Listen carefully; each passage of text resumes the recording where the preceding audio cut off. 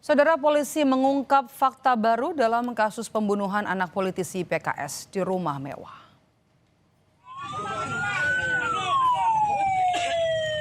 Polisi saat ini masih memeriksa 8 orang saksi termasuk orang tua korban untuk mengungkap kasus pembunuhan anak politisi PKS. Polisi menyebut tidak ada petugas keamanan di rumah mewah saat korban dianiaya pelaku.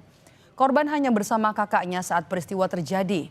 Polisi juga tidak bisa mendapat bukti CCTV di rumah mewah karena rusak 2 minggu sebelum pembunuhan. Polisi memastikan kasus ini sebagai pembunuhan bukan perampokan karena tidak ada barang yang hilang. Bisa ada 8 orang yang terdiri dari keluarga korban dan dari pihak lain. Korban ini orang tua? Ya, termasuk orang tuanya. Sebelumnya itu udah rusak. Setelah dicek, rusak. Tapi di rumah sendiri ada security pribadi nggak tuh? Tidak ada security pribadi. Jadi pada saat kejadian itu hanya ada 2 orang, antara adik yaitu korbannya bersama kakaknya. Berarti tidak ada CCTV di rumah itu ya? Ada CCTV, cuman dalam keadaan rusak. Sudah berapa lama rusak? Kira-kira 2 minggu sebelum kejadian.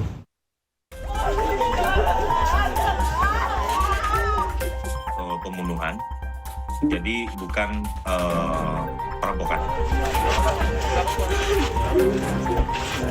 Kan orang penurut ya, dan badan juga bagus, ya, walaupun usia 9 tahun tapi ketaatan pada orang tua itu luar biasa. Anak seorang politisi PKS tewas setelah mendapat penganiayaan berat di sebuah rumah mewah di kota Cilegon, Banten pada Selasa 16 Desember lalu. Setelah memeriksa 8 orang saksi dan melakukan autopsi, polisi memastikan korban tewas bukan karena perampokan, melainkan pembunuhan. Polisi menemukan sejumlah luka senjata tajam pada tubuh korban. Pasca peristiwa pembunuhan, rumah mewah ini masih dipasangi garis polisi.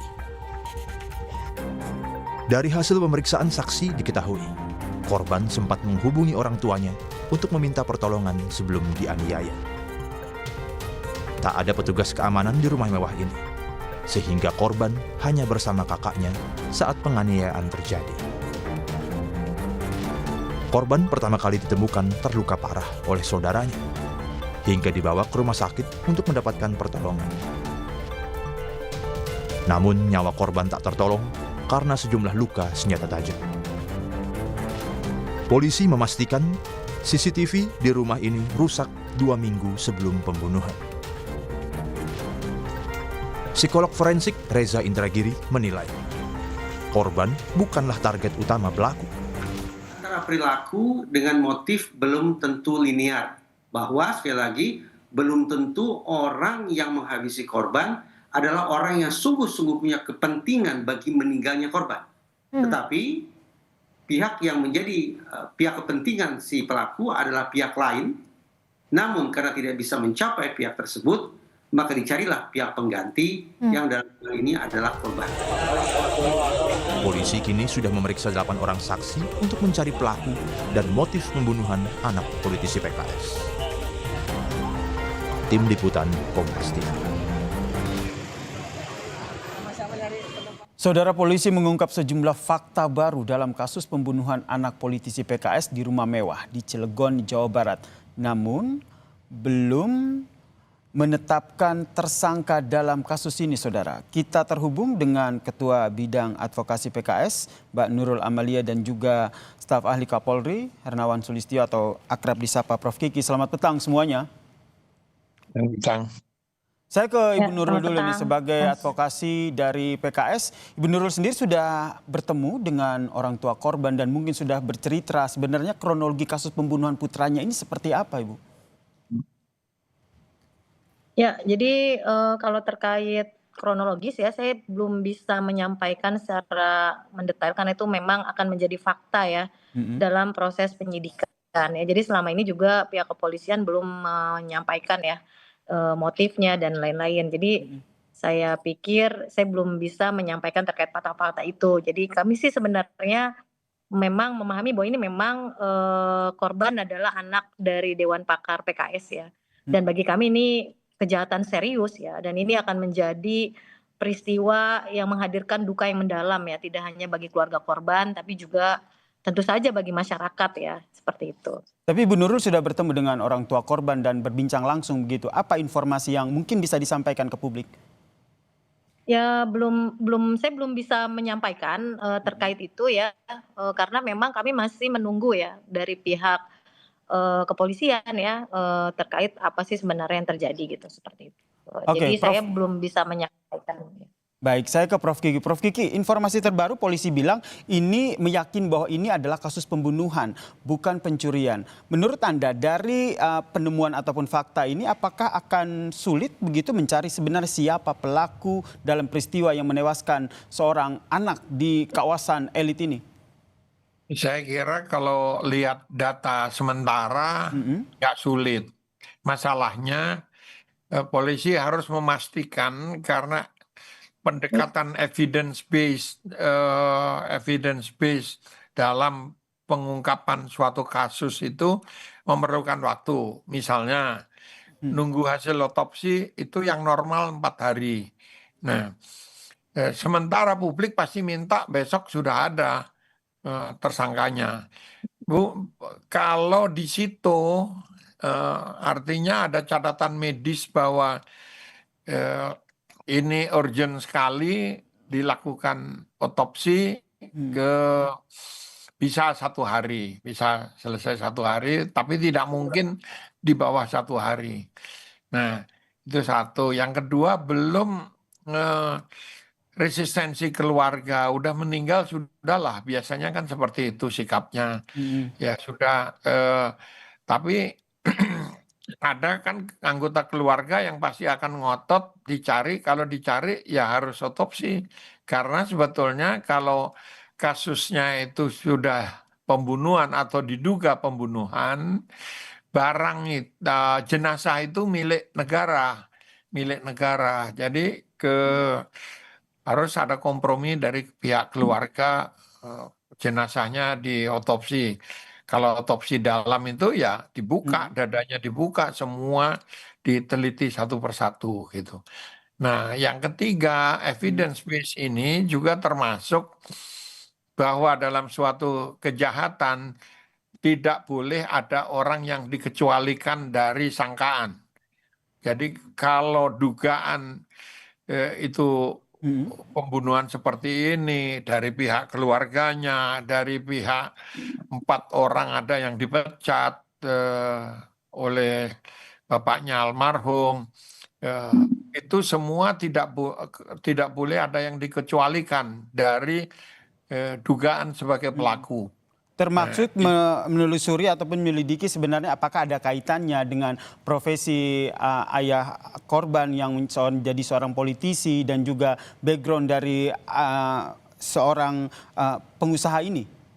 Oh iya, pasti itu harus ada dugaan ke arah sana. Jadi cara bekerjanya kan semua, misalnya ada 10 orang dari lingkungan profesional ayahnya, dari lingkungan bisnis gitu. Lalu teman-teman korban juga tidak boleh dikecualikan. Jadi teman-teman korban harus ditelusuri, diselidiki. Tapi kalau dugaannya misalnya dendam, dari awal kita udah lihat ini ditusuk berkali-kali, itu pasti emosi pelakunya tuh meledak gitu. Nah, dan kalau dia dendam, diculik, dibunuhnya di luar, bisa yang jauh dari rumahnya, tidak di dalam rumahnya. Nah, jejak fisik dari forensik itu pada kasus ini terlalu banyak, sehingga saya yakin polisi bisa membongkar ini. Hanya masalahnya dia butuh waktu itu bisa 1 hari, bisa 4 hari standarnya forensik, bisa lebih dari itu gitu. Oke, kemudian ke Bu Nurul, ini kalau kita lihat polisi menyatakan bahwa ini adalah kasus pembunuhan begitu. Tadi yang disampaikan oleh Prof. Kiki juga beberapa dugaan motifnya. Dari PKS sendiri seperti apa mendorong proses hukum dalam kasus ini? Ya, jadi karena ini memang sudah ditangani ya oleh pihak kepolisian dalam proses pendalaman kasus, pemeriksaan saksi ya, pengumpulan alat bukti ya dalam rangkaian penyidikan tadi. Jadi kami posisinya masih menunggu kepolisian untuk segera ya menemukan ya siapa pelakunya ya. Jadi pelaku dari dugaan pembunuhan ini gitu, seperti itu. Jadi karena memang belum ada penyampaian informasi terkait itu ya, seperti itu. Tapi dari tim advokat PKS sendiri juga melihat ada kaitannya profesi ayah korban menjadi seorang politisi dan juga seorang pengusaha yang erat kaitannya dengan kasus pembunuhan anaknya ini.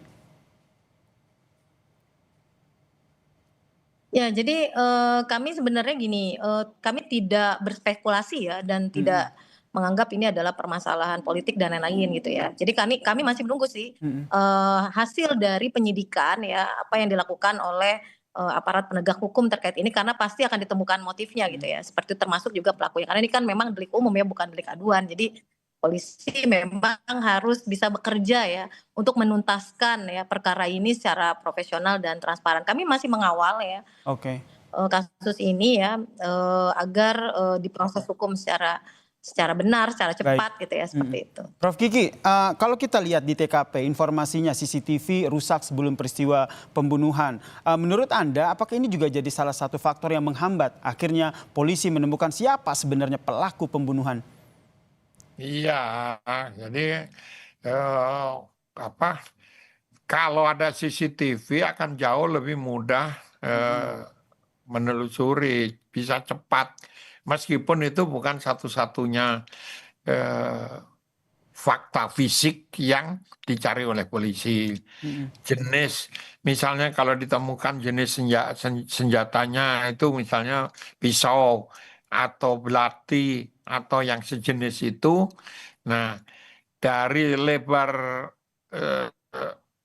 blade-nya, lebar itunya, oh ini tidak mungkin dilakukan oleh anak kecil. Artinya yang sebaya itu teman-temannya bisa sementara dikecualikan untuk tidak perlu diselidiki gitu.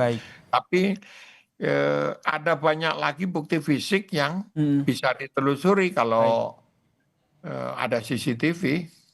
Baik, yang jelas saat ini polisi tengah terus berupaya ya mengungkap siapa sebenarnya pelaku dan apa sebenarnya motif dari pembunuhan ini. Terima kasih Ketua Bidang Advokasi PKS Mbak Nurul Amalia dan juga Kepala Staf Kapolri Prof. Hernawan Sulistyo telah bergabung bersama kami di Kompas Petang. Salam sehat semuanya.